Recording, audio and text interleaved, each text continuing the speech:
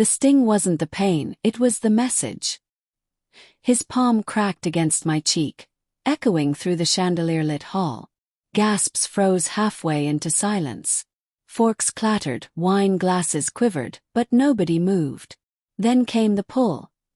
His fist tangled in my hair, dragging me toward the heavy doors. My heels screeched against polished marble, but still the crowd only watched. At the threshold, he shoved me into the cold night. Behind me, slow claps cut through the tension. My sister's voice, sharp with poison. Finally, someone put her in her place. For people who believe family equals love, mine was proof otherwise. Ours was a corporation disguised as a family, where loyalty was currency and betrayal was casual. My father-in-law sat on the throne, my brother-in-law groomed as his perfect heir. And me. I was tolerated so long as I remained useful. And I was very useful. I cleaned their scandals, balanced their crooked accounts, erased trails no one was supposed to find. In private they applauded me. In public they erased me. For a long time I thought loyalty mattered more than recognition. I was wrong.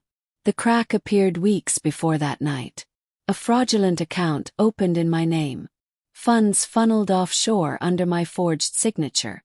When I confronted him, my father-in-law leaned back in his leather chair and smirked.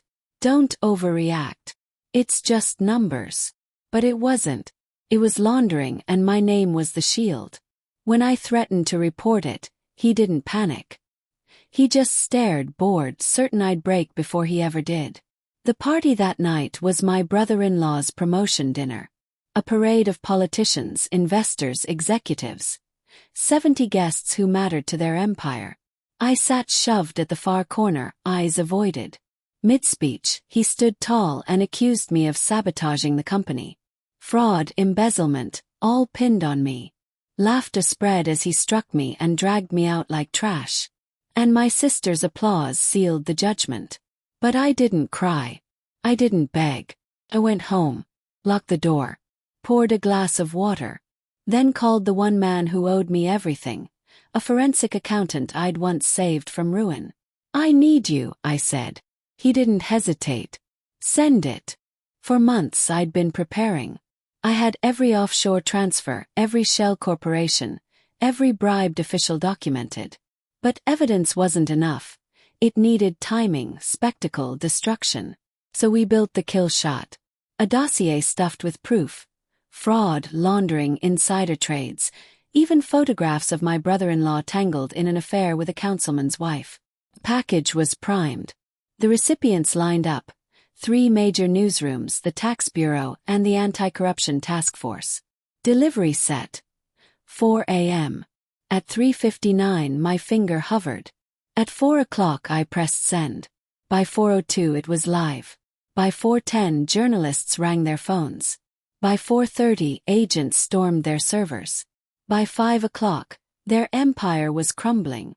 By sunrise, bank accounts were frozen, deals dead, reputations obliterated. At 7 a.m. I returned. Not to hide but to witness. Black SUVs blocked the gates. Agents swarmed the mansion with warrants in hand. My father-in-law stood on the steps, veins bulging, shouting orders no one obeyed. My brother-in-law was pale, clutching a dead phone, realizing calls weren't being answered. When his eyes locked on me, his fury turned sharp. You, he growled. I walked closer, steady. You humiliated me in front of 70 people, I said. You framed me for crimes you committed. You used my name as your shield. And now, this is your reckoning. He hissed. I'm your family. I smiled coldly. No. You're just men who underestimated the wrong woman. The fall was fast and merciless. They tried to deny, tried to twist, but the paper trail was airtight and copies were everywhere. Beyond their reach, beyond their intimidation. Within days, investors fled. The board dissolved the company. My brother-in-law's promotion. His name now dragged through every headline tied to corruption and fraud. And me. I didn't just survive their execution. I rewrote the script.